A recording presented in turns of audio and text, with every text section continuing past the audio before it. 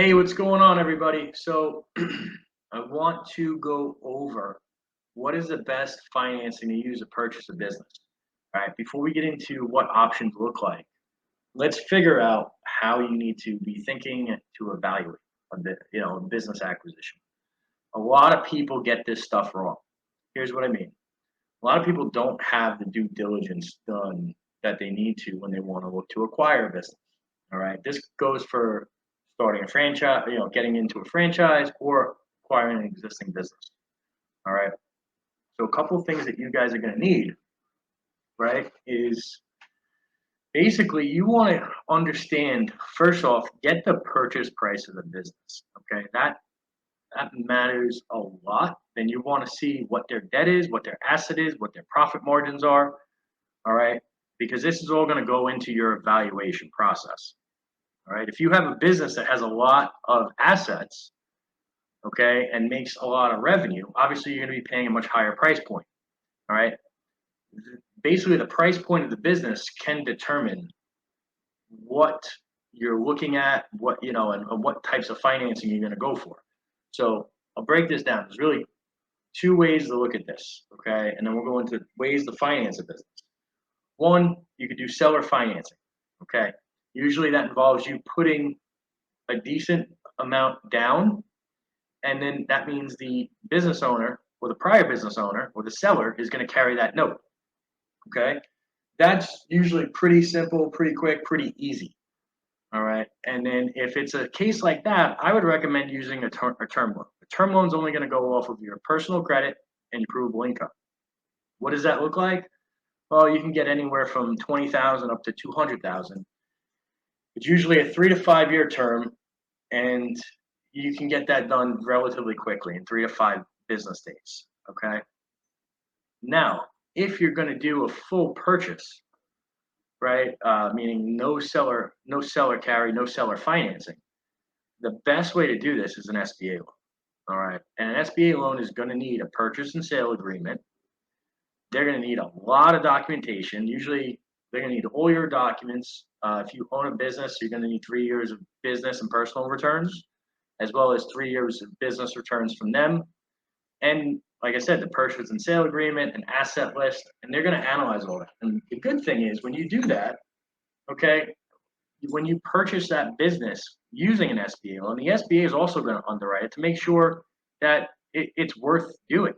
Okay, so it gives you an added level of protection because you have a second or maybe even third set of eyeballs on. Now, if you're doing an asset sale, an SBA can still do that. A term loan can still do that. What I see, a big mistake I see a lot of people doing is not having a long enough window to do your due diligence. Okay, so if you're saying that a business is, and I'll break down the numbers for you here in a second. If you're trying to acquire a business using an SBA loan, you need at least 120 days to close, and you want to probably, at least 90 to 120 days of due diligence. Why? Because you want to make sure that you have plenty of time to close on the SBA loan. And if the seller isn't getting you the documents, right, that they need or that's required, that can hold up absolutely everything. And then you could lose out on the deal. All right. This is super important to understand. Now, here's what I would tell you. Think about it in terms of, ranges. If it's only going to take, let's say, 100 to 150,000 dollars to acquire that business, I would tell you you're probably better off using a term loan. If it's, let's say, 150 to 300,000, that's still a little smaller for the SBA for an acquisition. Is it possible? Absolutely, it's possible. But in cases like that, I would probably say do a term loan and ask to seller finance or seller carry the rest of the note, right? So that would look like, let's say you put 100 down from a term loan or 150 down from a term loan and ask the seller to carry the other 100 to 150. And now anything over 350,000, I would absolutely tell you that unless they're going to take a small deposit, which most business owners will not take, I would tell you that you want to use an SBA loan, and you need to be prepared when you're going for an SBA loan to have all the documents ready, have everything from the seller ready, have the purchase and sale ready, make sure your credit is in a really strong position.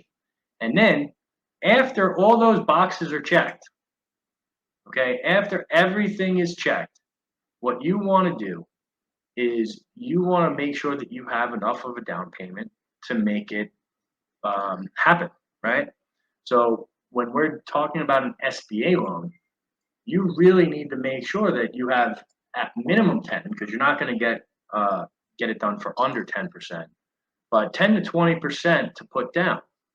All right. So if you're buying $1 million business, you better have 100 to 200,000 to put down, uh, for the SBA, and they'll finance the rest of it. This is typical. This is what we see a lot of, and I hope this helps, because these are a lot of the questions that we get asked all the time. Okay. And if you guys have any questions, any other topics that you guys want me to bring up, please let me know. But this is really the best way to acquire a business.